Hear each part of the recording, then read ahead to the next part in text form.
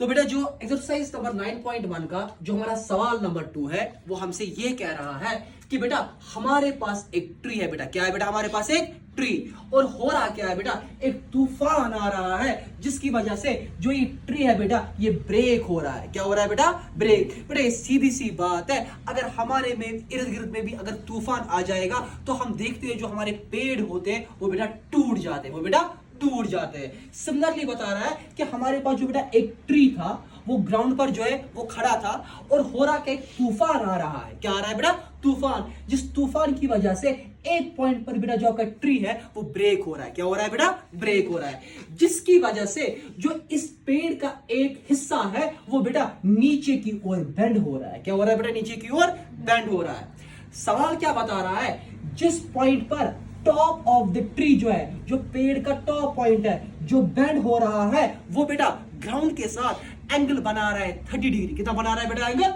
30 degree. ठीक है बेटा, और ये दिया गया है जो ये पेड़ है जो इसका फुट है बेटा, जो फुट ऑफ द ट्री है वो इस वाले पॉइंट के साथ जहां पर वो top of the tree touch कर रहा है ग्राउंड को, वहां तक की जो डिस्टेंस है वो है बेटा 8 मीटर। कितनी है बेटा, 8 metre. So what are now you required to find बेटा, you are required to find the height of the tree. तो हमने क्या बोला, अगर यही वाला सवाल हमारे बोर्ड एग्जामिनेशंस में आ जाएगा तो हम क्या कर लेंगे, सबसे पहले इन सवालों का उसूल होता है कि गिवन लिखना। हम सबसे पहले गिवन लिखेंगे। गिवन है क्या, जो एंगल बी डी सी है वो 30 डिग्री है, क्योंकि सवाल वाले ने बोला हुआ था जो टॉप ऑफ द ट्री है जब वो पॉइंट इस ग्राउंड की पॉइंट पर गिर रहा है तो वो इसके साथ ग्राउंड के साथ एंगल कितना बना रहा है, 30 डिग्री एंगल बना रहा है। और बोला गया है जो फुट ऑफ द ट्री से लेकर इस वाले पॉइंट तक की जो डिस्टेंस है वो है बेटा 8 मीटर। तो निकालना क्या है, हमको द हाइट ऑफ ट्री निकालनी है। What is the height of tree, height of tree is बेटा ए सी। मगर बेटा आपको सीधे यहां पर लग रहा है कि जो हमारे पास ए सी है वो किसके बराबर है, वो A B plus B C के बराबर है। मगर बेटा क्या मैं यहां पर यह बात बोल सकता हूं कि जो ए बी है वो बी डी के बराबर है? क्यों बेटा, क्योंकि जो ए बी वाला हिस्सा है वही तो नीचे गिर गया ना। तो इसका मतलब है हम यहां पर लिख सकते हैं ना कि ए बी के बदले B D plus B C, तो अपनी जगह नीचे आएगा। रीजन भी मैंने लिखा है क्योंकि ए बी जो है वो बी डी के बराबर है। बेटा आप देखो ट्राइगोनोमेट्री का यूज कैसे हो जाएगा। सबसे पहले मैं कोशिश करूंगा या तो बी सी निकालने की या तो बेटा मैं कोशिश करूंगा बी डी निकालने की। कोई भी याद रखने की जरूरत नहीं है, ये बेटा आपकी मर्जी है।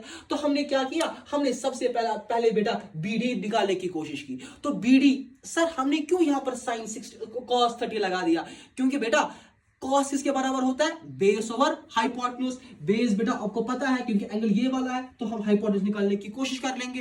तो हमने बोला cos 30 जो होता है वो है C D upon B D. cos 30 का वैल्यू क्या है, cos 30 जो हमारे पास होता है वो होता है √3/2। सी डी कितना है, सी डी 8 है, और बी डी निकालेंगे तो हमने क्रॉस मल्टीप्लाई दे दिया, √3 into B D is equal 2 into 8। तो बी डी निकला बराबर 16/√3। तो हमने यहाँ पर क्या किया, हमने इसकी रैशनलाइजेशन की, ऊपर भी मल्टीप्लाई √3 से, नीचे भी मल्टीप्लाई √3 से, इसको सिंप्लीफाई करके बीडी निकला 16√3/3 मीटर्स। हमने इसके बाद बोला बेटा चलो हमने बीडी तो निकाला लेकिन बीडी के साथ साथ हमको ये बीसी भी चाहिए।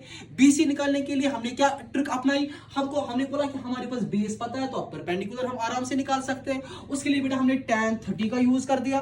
तो जो tan 30 है वो होता है बराबर परपेंडिकुलर अपॉन बेस। परपेंडिकुलर बेटा सीडी आपको पता है ऑलरेडी, तो बेस निकालेंगे। बेटा हमने वही लिखा tan 30 1/√3 is equal to BC over CD. CD 8 के बराबर है, क्रॉस मल्टीप्लाई दे दिया, 8 इंटू 1 हो गया 8/√3 इज इक्वल टू बीसी। तो बीसी निकलेगा यहां से बेटा 8/√3। इसकी भी रैशनलाइजेशन की, ऊपर भी √3 से मल्टीप्लाई, नीचे भी √3 से मल्टीप्लाई, तो बीसी निकला 8√3/√3 का स्क्वायर है, रूट गोज तो 8√3/3 मीटर्स निकला।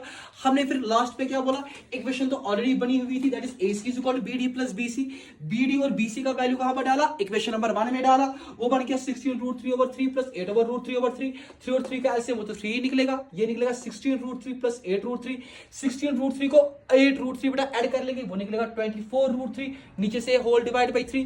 देखो बेटा 3 1 जा 3 8 जा, तो AC निकला बराबर 8√3 मीटर्स। तो AC जब निकला तो इसका मतलब है हाइट ऑफ ट्री जो है वो 8√3 मीटर्स है। और एक इंपॉर्टेंट बात, सबसे इंपॉर्टेंट बात और इस क्वेश्चन के लिए, सर हम ट्राइगोनोमेट्रिक रेशियो जो यहां पर लगा रहे हैं वो हम लगाते हैं ना कि हमारे पास राइट एंगल ट्राइंगल हो। बेटा ये पहले आपको अज्यूम कर लेना है दिमाग में कि अगर हमारे पास एक पेड़ होगा वो जमीन पर होगा, वो ग्राउंड पर होगा, ये तो सीधी सी बात है कि वो ग्राउंड पर खड़ा होगा। क्या होगा? You have to take it, क्योंकि वो खड़ा होगा, यानी जो आपका पेड़ है वो ग्राउंड के साथ एंगल बना रहा है 90 डिग्री।